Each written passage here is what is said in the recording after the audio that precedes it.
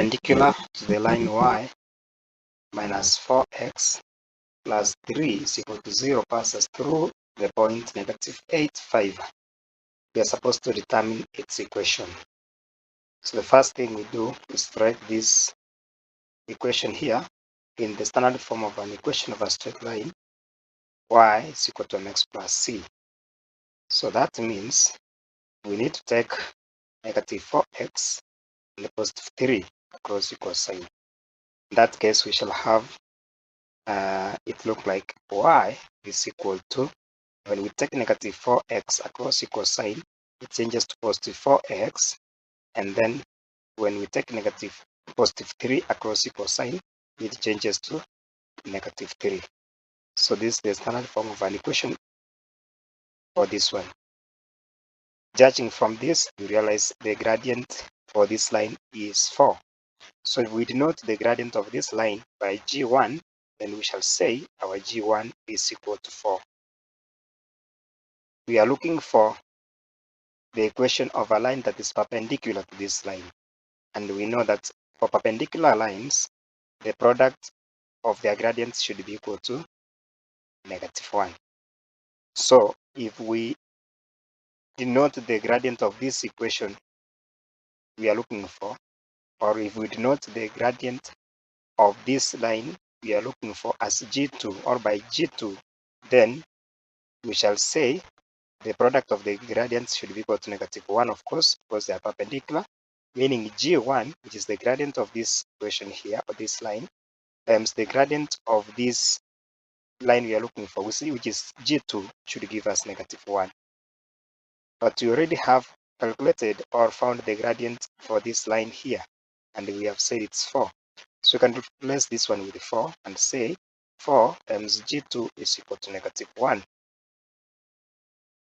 4 times g2 gives us 4g2 being equal to -1. We want the gradient of the second line, so we divide both sides by 4. That's the coefficient of g2.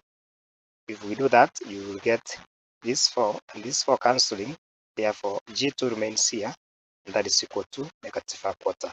And that is the equation, the gradient of the equation we are looking for. In other words, the gradient of the line we are looking for. Now, let us take a general point with coordinates xy on which this perpendicular line passes, and this point here that we are given, which we know the line passes. And we use the two, we try to find the gradient of that line. We expect it to give us -1/4. So the formula for getting gradient is y2 minus y1 over x2 minus x1 should be equal to the gradient.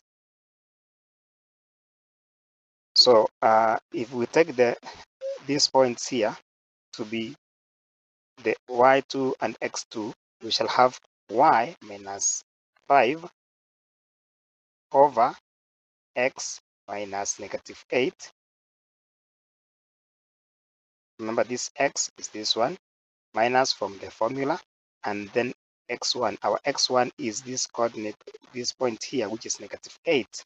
That one should still give us the gradient we have, which is -1/4. From my previous video, we learned how to summarize this scenario where we have a number with two signs, and we said that if a number has two signs which are similar, then the sign operating there is a positive. So you can rewrite this equation as y minus 5 over x plus 8 is equal to -1/4. Then the next thing is that we want to remove this denominator here, so we can multiply both sides by x plus 8. If we do that, first of all, we insert brackets because it's representing a single denominator. It's an algebraic expression representing a denominator, so we insert brackets, then multiply both sides by this algebraic expression x plus 8, like that. And then here also, you realize that this and this cancels, this one and this cancels, so we made y minus 5 being equal to -1/4 times x gives us -1/4 x. Then -1/4 times 8 gives us -2.